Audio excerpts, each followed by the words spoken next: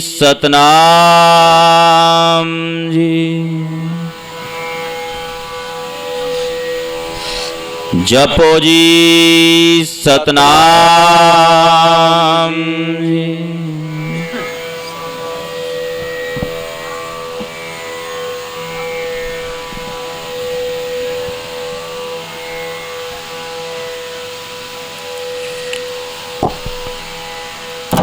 जब हम होते तब तुम नाही, अब तू ही मैं नाही। अनलगम जैसे लहर मयोदधि, जल केवल जल माही।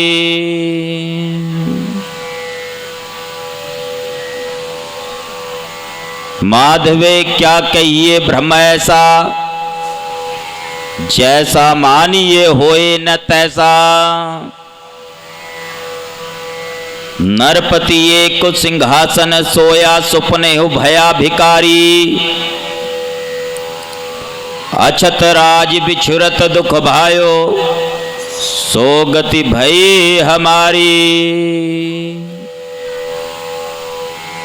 राज भुयंग परसंग जैसे है, अब कुछ मरम जनैया। अनिक कटक जैसे भूल परे, अब कहने कह नुनाइया। सर्वे एक अनेक स्वामी, सब घट भोग वे सोई। कहे रविदास हाथ पे नेड़े, सहजो हो सो होई। सभी बंधुओं से मेरा आग्रह है, कृपया कर थोड़ी देर के लिए शांत चित्त होकर यथास्थान पर विराजमान रहे। जो भी आपने दक्षिणा देनी है चलते वक्त दे देना, जो भी आपने बंदगी करनी है चलते वक्त कर लेना, और चाहे ना करना कोई बात नहीं है, पर 5-7 मिनट के लिए बिल्कुल भी मेरे पास मत आना। आग्रह है आपसे, विनती है। आपका जो सम्मान है ये शिरोधार्य है, बहुत सम्मान आप लोग कर रहे हैं। सर्वप्रथम जगतगुरु सद्गुरु रविदास जी महाराज को बंदगी करता हूं। सद्गुरु स्वामी ज्ञान भिक्षुक जी महाराज को बंदगी करता हूं। सद्गुरु स्वामी समनदास जी महाराज को बंदगी करता हूं। तमाम संतों, गुरुओं, रहबरों को बंदगी करता हूं।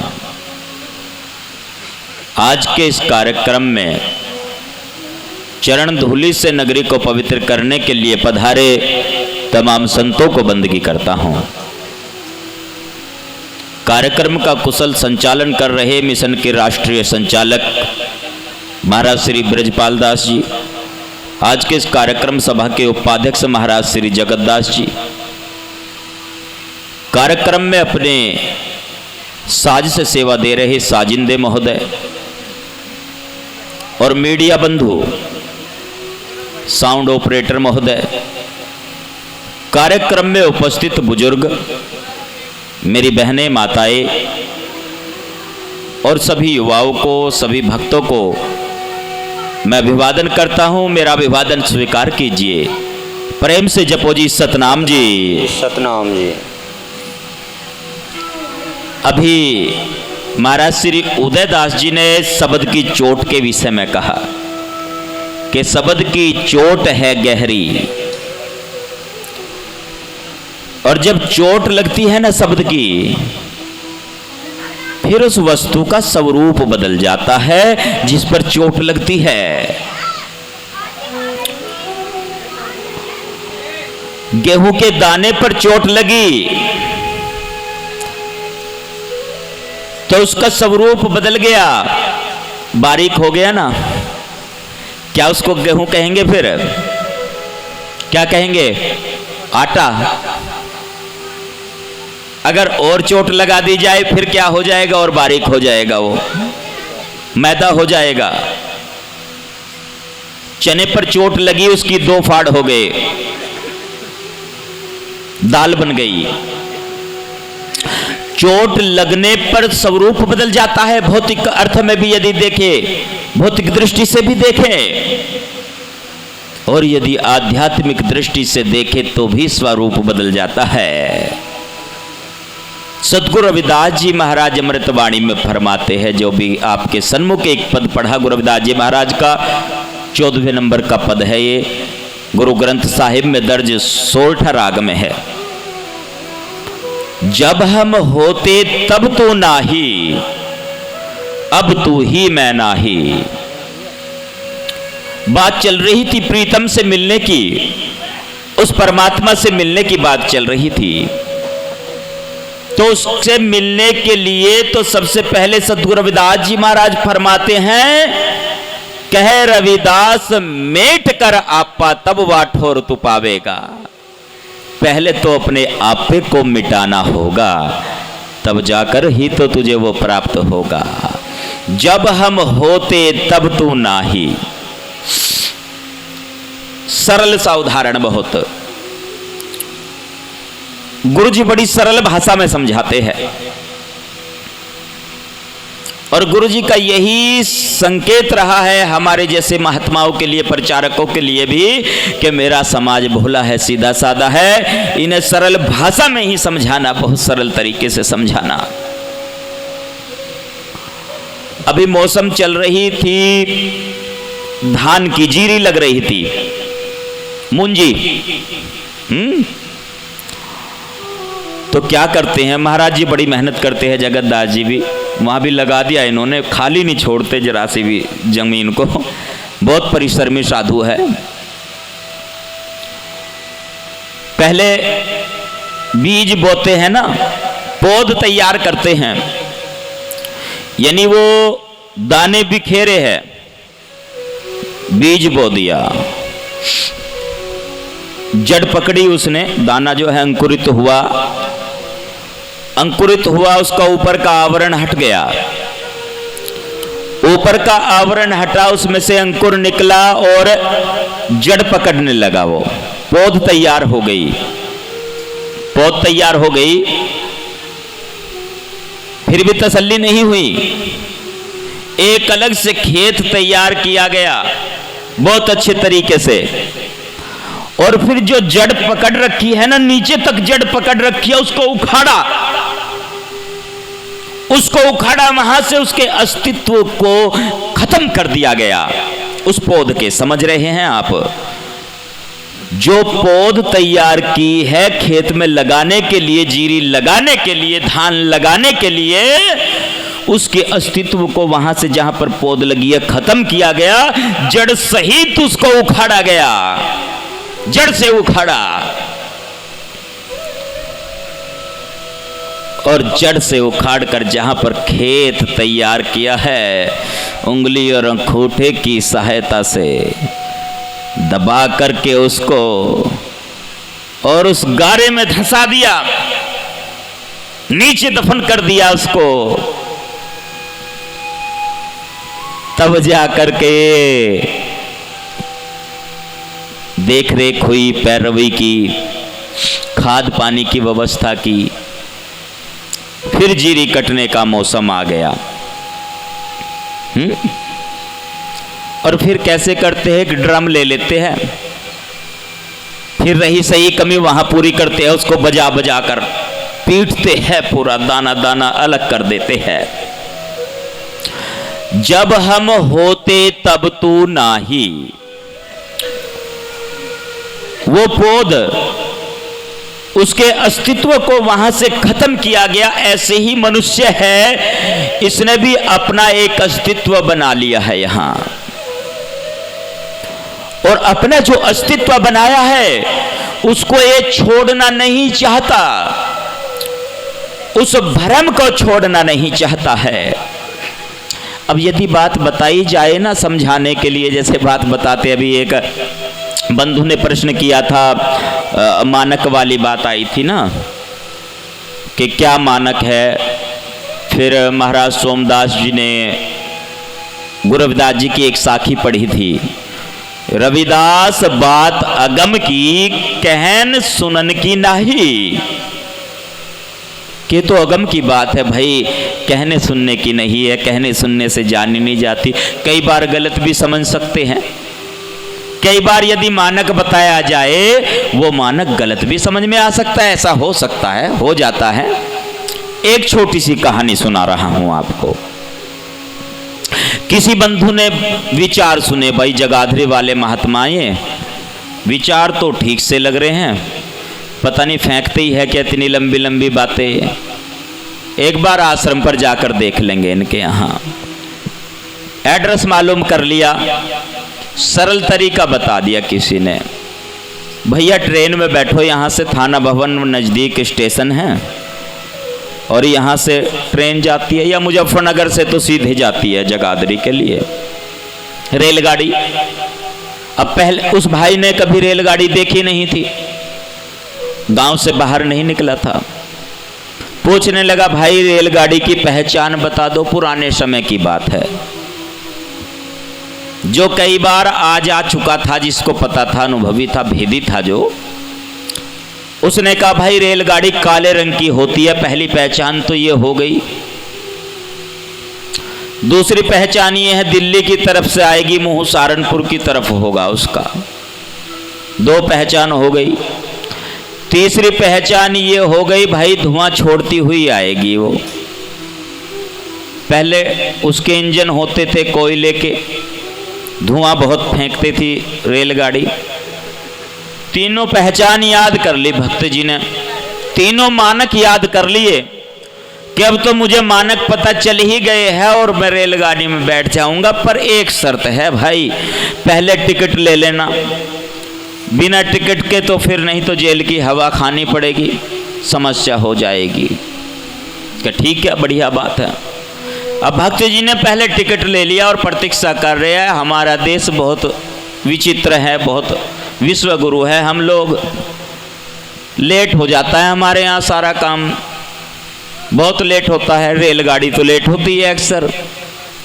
रेलगाड़ी लेट है, अब भाई इंतजार कर रहा है, टिकट है, टिकट को देखें और कभी प्लेटफार्म नंबर 1 को देखें।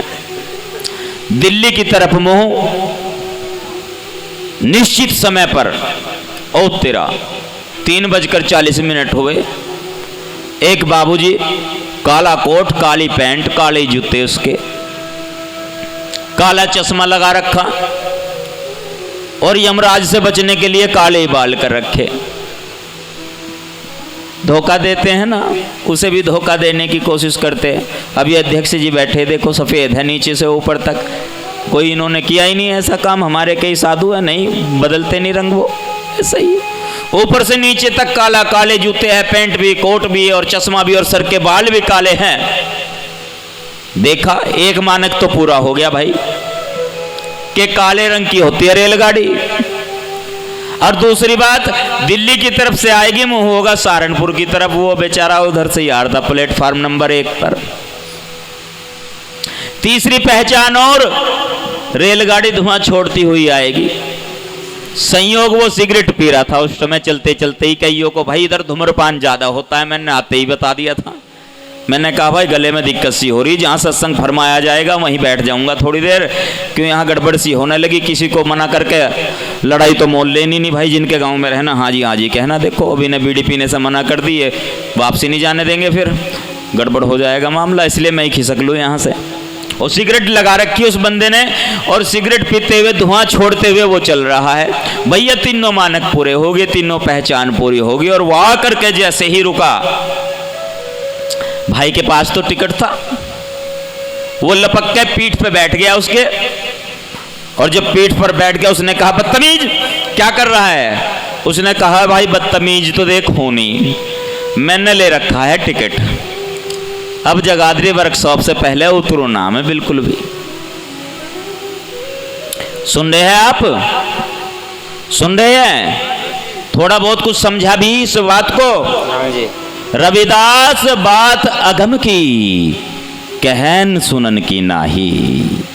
कई बार गलती हो जाती है समझने में, और गुरु महाराज तो ऐसे है, उन्होंने तो हाथ पकड़ के बैठाया, बेटे यहाँ बैठ, ये तेरी सीट है, ये सीट है तेरी, यहां पर बैठ। वहां पर उन्होंने बैठाया। हमारे लिए सबसे बड़ा मानक तो गुरु महाराज की वाणी है। वाणियों में गुरु समनदास जी, गुरु रविदास जी की वाणियों में वो सारे मानक दिए हुए हैं कि एक साधु की क्या पहचान होती है, क्या रहनी होती है, क्या कुछ होता है। और भाई अगर जो जिज्ञासु हो, एक पुस्तक है हमारी छोटी सी पॉकेट साइज की, उस पुस्तक का नाम है संत कौन। एक तो उसे पढ़ के देखियो, और एक पुस्तक है जीवनचर्या, क्या रहनी होती है साधकों की। जो गृहस्थी साधक है, जो सत्संगी है, उनकी क्या रहनी होती है। भाई मानक का प्रश्न हमेशा साधुओं का ही किया जाता है। जो घर गृहस्थी वाले हैं उनका भी तो होना चाहिए, उन्हें भी थोड़ा सा विचार करना चाहिए। जब हम होते तब तुम नाही, अब तू ही मैं नाही। जब तक अस्तित्व रह गया ना खुद का, अपने आप का, तब तक तो उससे वो नजर नहीं आएगा। उस समय तक हम पता ही नहीं चलेगा कि कहाँ है वो, या पता चल जाएगा नहीं पता चलेगा। जब तक खुद का अस्तित्व रहेगा, खुद को कुछ मानते रहेंगे हम, उससे मिलने के लिए तो खुद को मिटाना होगा, खुद को खत्म करना होगा। अब तू ही मैं नाही। और जब उसका स्वरूप, उसका शब्द प्रकट होता है, फिर बस चारों तरफ वही है। फिर मैं नहीं, फिर मैं तो कुछ भी नहीं, कि जो भी कर रहा है यही है, मैं तो कुछ हूं नहीं, मेरे सद्गुरु है भरपूर। इस प्रकार से संतों ने कहा है। माधवे क्या कहिए भ्रम ऐसा, जैसा मानिए होए न तैसा। जैसा मान रहे हैं इस संसार को, ये ऐसा नहीं है, भ्रम ही तो है। ये भ्रम कैसा है, अगली पंक्ति में बताया गुरु महाराज ने। नरपति एक सिंहासन सोया, सपने भया भिकारी। अचत राज बिछुरत दुख पायो, सो गति भई हमारी। हमारी स्थिति तो ऐसे हो गई जैसे किसी का राज छिन जाता है ना, उस तरह की। एक राजा वो सपना देख रहा है, और सपने में उसने देखा कि भैया छतर भी नहीं है ऊपर, राज भी छिन चुका है, और कहीं रेत में डोल रहा है, भीख मांग रहा है, पर कोई कटोरे में कुछ दे ही नहीं रहा। गर्म हो रखी है रेत, ज्येष्ठ की दोपहरी है, पैर जल रहे हैं, सर पे धूप लग रही है, प्यास लगी है, गला सूख रहा है प्यास के कारण, पर कोई कुछ देने को तैयार नहीं है। अछत राज बिछुरत दुख पायो, सो गति भई हमारी। हमारी स्थिति तो वो होगी, कौन सी? आंख खुली राजा की। आंख खुलने पर देखा मैं तो महल में हूं। फिर ये कष्ट कैसा हो रहा था,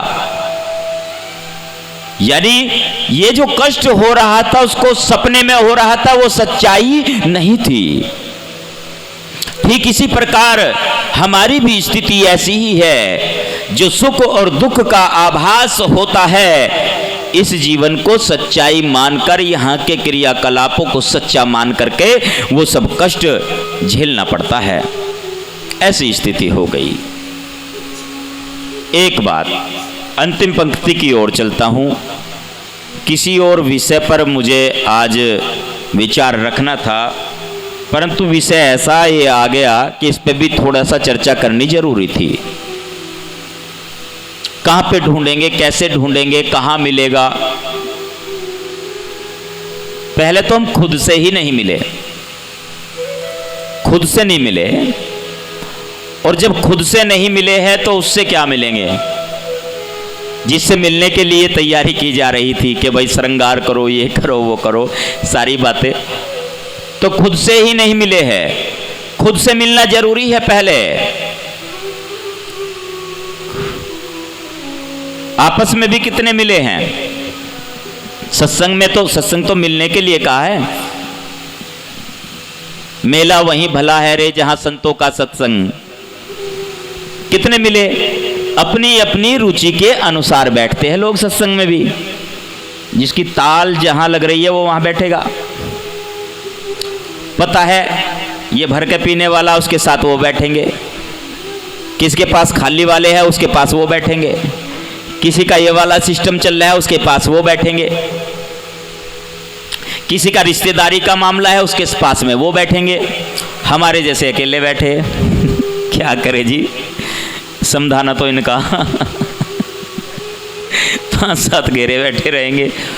अपनी अपनी रुचि के अनुसार बैठते आप सत्संग में, गौर फरमाना इस बात पर।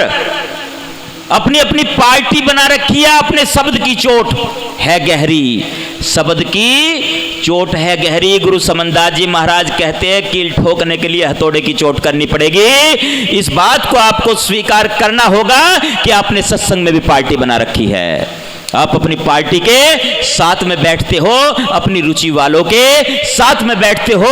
आप मिलना ही नहीं चाहते। जब खुद से नहीं मिले और आपस में नहीं मिले फिर उससे क्या मिलेंगे बंधुओं? कैसे मिलोगे उससे? क्या मिल पाओगे उससे? गुरु समनदास जी तो ये कहते हैं कि मिटा दे खुद को, मिटा तो मिटा। और मिटा का हमने तो और चीजें पैदा कर ली। नहीं, इससे तो मुझे खतरा है, इससे तो मेरा मामला गड़बड़ है, इससे तो मेरा वैर है, इससे तो मेरा झगड़ा है, इससे तो मेरा लफड़ा है, इससे तो मेरा ये है, ये तो मेरा विरोधी है, ये तो मेरा प्रतिद्वंदी है, इससे तो मेरा कंपटीशन चल रहा है। यहाँ तक कि बहुत सारी बातें हमने पैदा कर ली सत्संग में ही। तो क्या हम मिल पाए? अभी तो हम खुद से नहीं मिल पाए, अभी हम अपनों से नहीं मिल पाए। या तो हम अपनों से नहीं मिल पाए, या हम अपना समझ नहीं रहे हैं, या हम भेद कर रहे हैं। अब भेद कैसे कर रहे हैं? जैसे महाराज जी थोड़ी देर पहले बता रहे थे कि ये फला महात्मा से जुड़ा है, ये फला आश्रम से जुड़ा है, इनके यहाँ फलाना प्रचारक आता है, इनके यहाँ वो आता है। नहीं तो हमने कहीं बांट तो नहीं रखा है। गुरु जी जब चलते थे ना, वहां सारी चीजें एक हो जाती थी। सबको साथ बैठाया, सबको बैठा करके भोजन कराया। और कोई आए ना उसको पहले ये कहते थे पहले खाना खा, पहले खाना खा, बैठाते थे। आप में से सभी को ये लगता होगा कि गुरुजी ने सबसे प्रेम किया, बहुत प्रेम किया, बहुत ज्यादा प्रेम किया, किसी के साथ फर्क नहीं किया बिल्कुल भी। और यही उन्होंने संकेत की बात चल रही थी ना, कि भाई इशारों की बात चल रही थी। ब्रजपाल जी भी कह रहे थे गुरुजी का संकेत यही तो था कि जैसे मैं कर रहा हूं तुम भी ऐसे ही करना, भेद मत करना, फर्क मत करना, बराबर है सारे के सारे। भाई जयकारा बुलंद करेंगे क्या? बोलो संत श्रवणेश्वर गुरुदास जी महाराज के।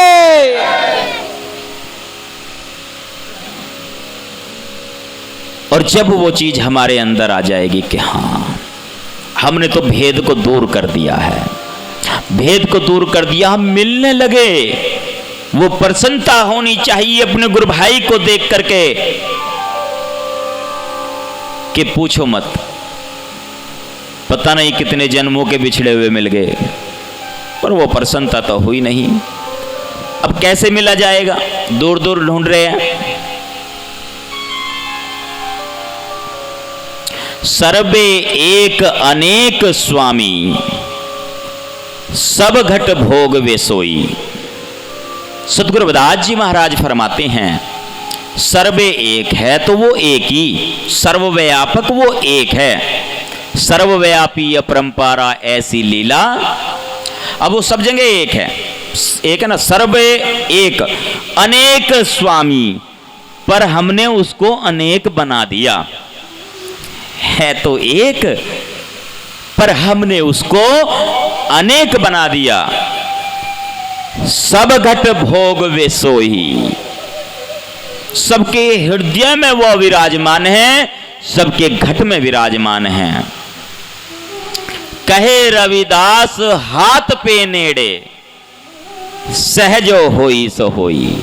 सतगुरु रविदास जी महाराज फरमाते वो तो हमारे इतने नजदीक है जितने नजदीक हमारा हाथ है, इतने नजदीक, यानी हमारे बिल्कुल पास।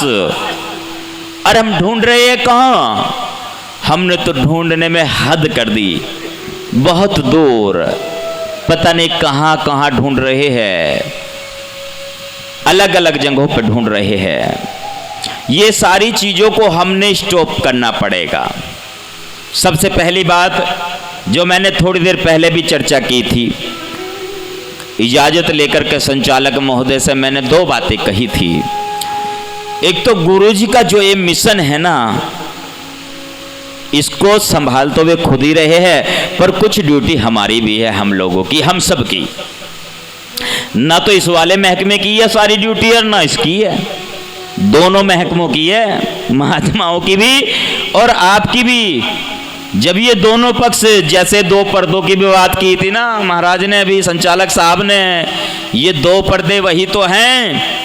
इन दोनों पर्दों को, दोनों पर्दों पे विचार करना होगा और ये दोनों पर्दे इकट्ठे मिलाने पड़ेंगे, तब जाके कुछ नया तैयार होगा। दोनों पक्ष को एक करना होगा, और जब ये दोनों पक्ष एक हो जाएंगे, सोच, चिंतन, विचार सब कुछ एक हो जाएगा, तब जाकर के महाराज का ये मिशन आगे बढ़ेगा।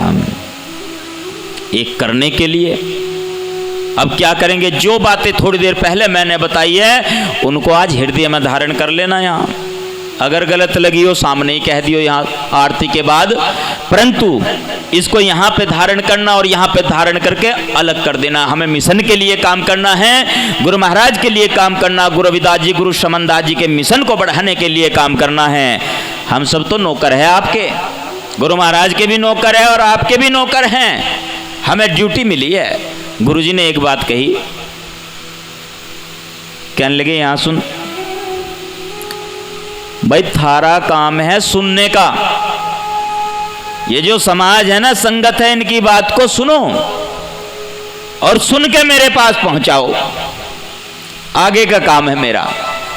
यदि तुम सुन ही नहीं रहे, सुन नहीं पा रहे हैं, तो इसका मतलब तुम अपनी ड्यूटी पे खरे नहीं उतर रहे। तो ये जो ये वाला महकमा है, हमारे वाला महकमा है, हम तो नौकर है गुरु महाराज के भी और समाज के भी। हमारी ड्यूटी तो समाज की बात को सुनने की है, और भाई सुनेंगे, सुनते रहेंगे, कोई दिक्कत नहीं है। अब चलिए कार्यक्रम को थोड़ा सा मैं समेटने जा रहा हूँ, बहुत समय हो गया है। भाई बुंटा में दोबारा आने का मुझे मौका मिला, पिछले वर्ष भी मेरी हाजिरी लगी थी, बहुत बहुत धन्यवाद है बुंटा वासियों का। ये भव्य कार्यक्रम आपने किया, जिस मनोकामना को लेकर के आपने कार्यक्रम किया है, गुरु महाराज आपकी मनोकामना पूरी करे और इसी प्रकार आप गुरु दरबार से जुड़े रहे। बहुत बहुत बधाई के पात्र है आप। एक आग्रह है सारी संगत से, बहुत समय के बाद गुरु गद्दी ऊन में कार्य शुरू हुआ है और 17-18 बीघा जमीन है वहाँ पर, आपको सबको पता ही है। हमने जगाधरी में जगह खरीदी तो पसीने छूट गए, बहुत महंगी होती है जगह। कहीं पे भी आप ज़मीन खरीद करके देखो, पता चल जाएगा कि हाँ क्या क्या कुछ मूल्य है ज़मीन का। ज़मीन कभी भी छोड़नी नहीं चाहिए, कभी भी आश्रम और गुरु घर को सूना नहीं छोड़ना चाहिए। और उस स्थान से हमारे मिशन की शुरुआत हुई। हुक्म चंद से जो समनदास बनाने वाले मौजूद हैं वहाँ, स्वामी ज्ञान भिक्षुक जी महाराज की चेतन समाधि, तो उसको नज़रअंदाज नहीं करना चाहिए बिल्कुल भी। और वही वो स्थान है जहाँ पर गुरु जी ने एक विद्यालय शुरू किया था।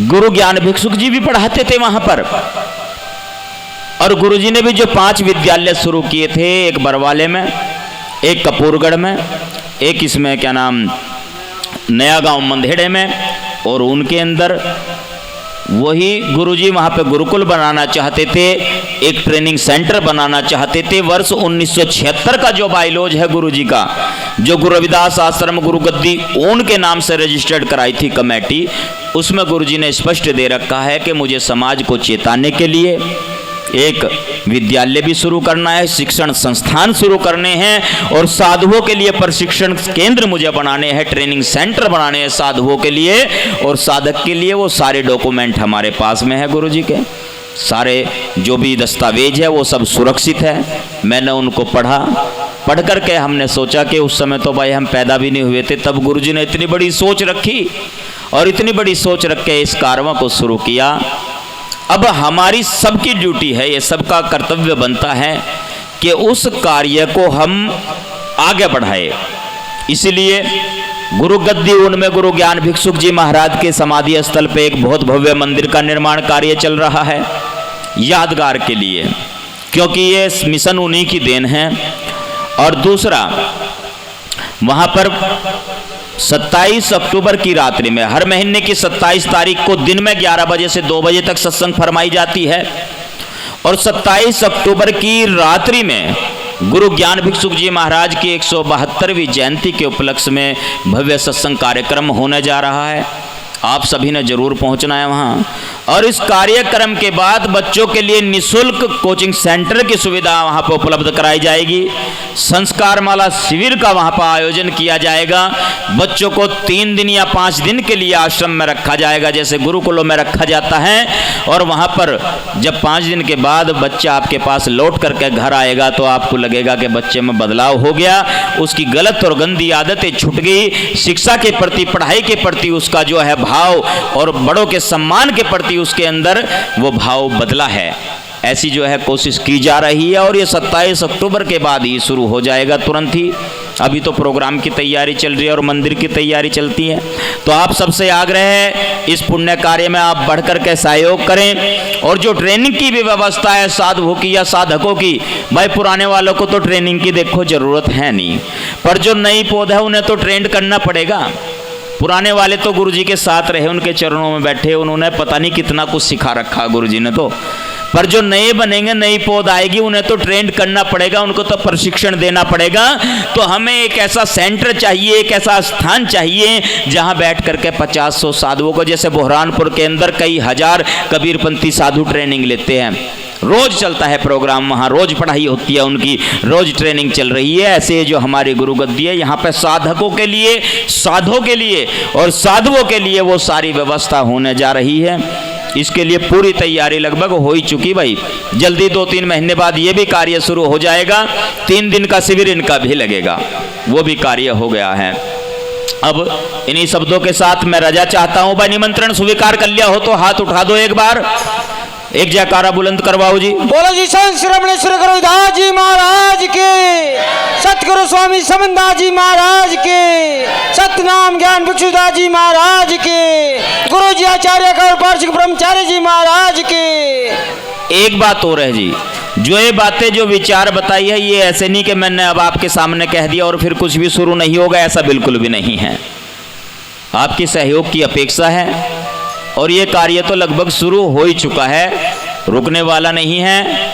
अब एक बात और है भाई, सहयोग करने के लिए कौन कौन तैयार है? इसमें तन मन धन अन्न हर प्रकार से सहयोग करना पड़ेगा, आना भी पड़ेगा। समाज के सुधार की बात है, जिन शिक्षण संस्थाओं की बात चल रही थी वो सारा सपना पूरा होने वाला। अब कौन कौन सहयोग करने को तैयार है? हाथ उठाएंगे क्या एक बार? जो नहीं उठा रहे शर्माओ ना, और उन्हें 2 उठा रखे। बहुत बढ़िया, बहुत बहुत धन्यवाद जी आप सबका। इन्हीं शब्दों के साथ रजा चाहता हूं। जय श्री गुरु रविदास जी महाराज, जय सतगुरु ज्ञान भिक्षुक जी महाराज, जय सतगुरु समनदास जी महाराज। सतनाम सतनाम सतनाम जी।